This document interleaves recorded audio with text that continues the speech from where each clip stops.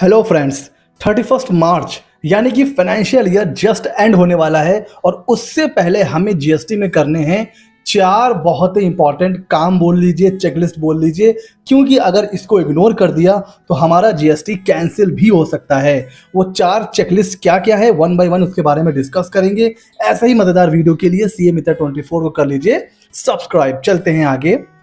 पहला और जो सबसे इंपॉर्टेंट काम जो आपने करना है वो ये है, साल भर में सारे GSTR1 डाउनलोड कीजिए, सारे GSTR3 भी डाउनलोड कीजिए और दोनों को आपस में रिकंसाइल करिए।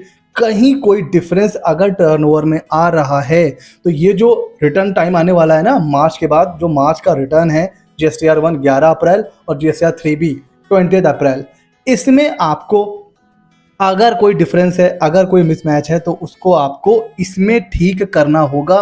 क्योंकि हमें पता है जो रिसेंट चेंजेस आए हैं जीएसटी में, उनमें एक चेंज ये है कि अगर आपका टर्नओवर या सेल GSTR1 और GSTR3B में मिसमैच हुआ तो प्रॉपर ऑफिसर बिना किसी शो कॉज नोटिस के भी आपका जीएसटी सस्पेंड कर सकता है। जैसे फॉर एग्जांपल ये है पूरे साल की जीएसटी हमारी, ठीक है। अप्रैल का टर्नओवर हमने देखा कि मैच कर रहा है, ठीक है। मई का भी मैच कर रहा है, जून का मैच कर रहा है, जुलाई का मैच कर रहा है। अगस्त में हमने देखा कि GSTR1 में सेल थी 1 लाख, बट 3B में कितनी रिपोर्ट हुई 95, ठीक है। सितंबर मैच कर रहा है। अक्टूबर में हमने देखा कि GSTR1 तो नील का है, बट 3B में 15,000 के ऊपर हमने टैक्स जमा कर रखा है। नवंबर मैच कर रहा है, दिसंबर मैच कर रहा है, जनवरी एंड फरवरी। अब मार्च रिटर्न फाइल करने की ड्यू डेट आने वाली है अप्रैल में। तो अब हम ये देखेंगे कितना डिफरेंस आ रहा है। तो अगर आप देखें, जैसे GSTR1 हमारी जो सेल रिपोर्ट हुई है वो एक्यूरेट है, तो यहां पर हमने 5,000 लेस रिपोर्ट किया हुआ है। अगस्त में हमने 5,000 लेस रिपोर्ट किया है, लेकिन अक्टूबर में 15,000 ज्यादा रिपोर्ट हो गया है। तो इट मींस जब मार्च का आप फाइल करोगे जीएसटी रिटर्न तो GSTR1 की ठीक है एक्चुअल सेल 50,000 है, बट 3B जब आप फाइल करोगे तो आपको 10,000 रुपए लेस दिखाना पड़ेगा। क्यों सर?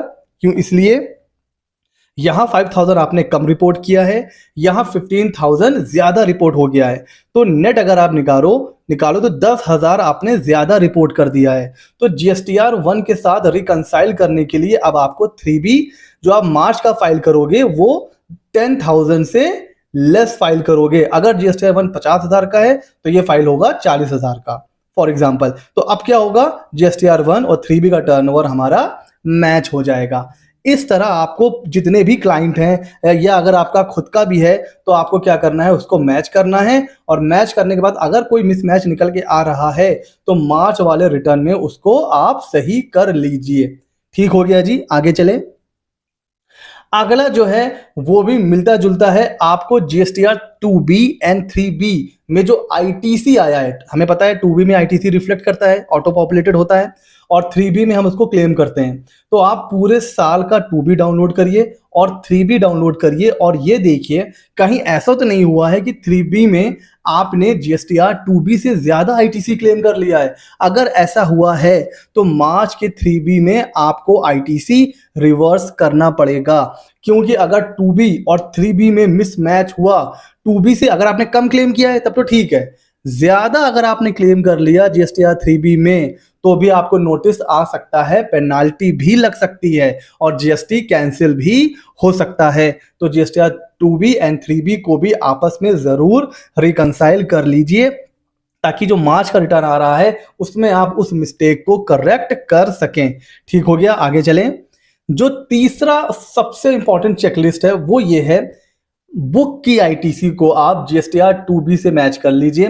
कहीं ऐसा तो नहीं है आपने जितना परचेस करा है सामने वाले सप्लायर ने वो अपने GSTR1 में रिपोर्ट किया भी है कि नहीं किया है। तो अगर कोई ऐसा बुक की ITC है, कुछ आपने परचेस किया है जो आपके GSTR 2B में रिफ्लेक्ट नहीं कर रहा है, तो आपके पास टाइम है, आप अपने सप्लायर से बात करिए, उनके साथ कांटेक्ट करिए और उनको बोलिए कि ये बिल नंबर है जो आपने अभी तक नहीं चढ़ाए हैं क्योंकि हमारे GSTR 2B में शो नहीं हो रहा है। तो ये मार्च आखिरी मंथ है, आप एक काम करिए, आप अभी फाइल कर दीजिए ताकि जो मार्च का GSTR 2B आएगा उसमें हमारी सारी ITC आ जाएगी।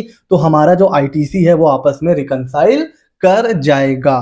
ठीक हो गया। तो ये हो गई तीसरी चेकलिस्ट। अब बात करते हैं सबसे आखिरी और जो है चौथी, वो ये कि 31 मार्च से पहले पहले अगर आपको लग रहा है कि आपका टर्नओवर 1.5 करोड़ से काफ़ी नीचे है और आने वाले साल में भी 1.5 सीआर से नीचे ही रहने वाला है, तो आप कॉम्पोजिशन स्कीम को ऑप्ट कर सकते हैं। उसकी भी लास्ट डेट क्या है? 31 मार्च। तो ये 4 इंपॉर्टेंट चेकलिस्ट आप ज़रूर फॉलो करिए। इसको आपको मैच करना है। अगर कोई भी एरर है, मिस्टेक है, तो मार्च के जीएसटी रिटर्न में उसको करेक्ट कर लीजिए। वीडियो कैसा लगा? अगर इंफॉर्मेटिव वीडियो है तो लाइक करिए। मिलते हैं अगले नॉलेजेबल वीडियो में।